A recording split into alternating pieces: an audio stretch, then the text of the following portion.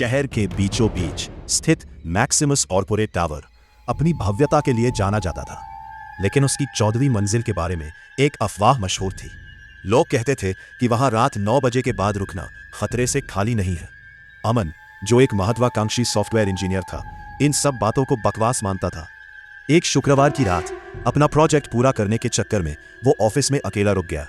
जैसे ही घड़ी की सुइयां आगे बढ़ी, सन्नाटा गहराने लगा। अचानक ऑफिस की ऑटोमेटिक लाइट्स एक एक करके जलने और बुझने लगी, जैसे कोई गलियारे में तेजी से दौड़ रहा हो। एरो कंडीशनर बंद होने के बावजूद अमन को अपनी गर्दन पर एक बर्फीली ठंडी हवा महसूस हुई।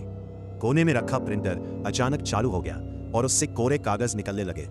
जब अमन ने जाकर देखा तो हर कागज पर सिर्फ एक ही शब्द लिखा था, बाहर जाओ। अमन घबरा गया। उसने अपना बैग उठाया और लिफ्ट की तरफ भागा। तभी उसे कैबिन नंबर 404 से किसी के रोने की आवाज आई। वो कैबिन पिछले 2 साल से बंद था, क्योंकि वहां एक कर्मचारी ने काम के दबाव में खुदकुशी कर ली थी। जिज्ञासावश अमन ने कांच के दरवाजे से अंदर झांका। वहां कुर्सी पर एक धुंधली आकृति बैठी थी, जो कीबोर्ड पर पागलों की तरह टाइप कर रही थी। अचानक वो आकृति रुकी और उसकी गर्दन 180 डिग्री घूमकर सीधे अमन की तरफ देखने लगी। उसकी आंखें पूरी तरह सफेद थी। अमन जान बचाकर सीढ़ियों की तरफ भागा, लेकिन उसे महसूस हुआ कि सीढ़ियां कभी खत्म ही नहीं हो रही थी। वो 14वीं मंजिल से नीचे भाग रहा था, लेकिन हर चक्कर के बाद वो फिर से फ्लोर 14 के बोर्ड के सामने खड़ा होता। अगली सुबह जब गार्ड ने ऑफिस खोला तो अमन फर्श पर बेहोश मिला।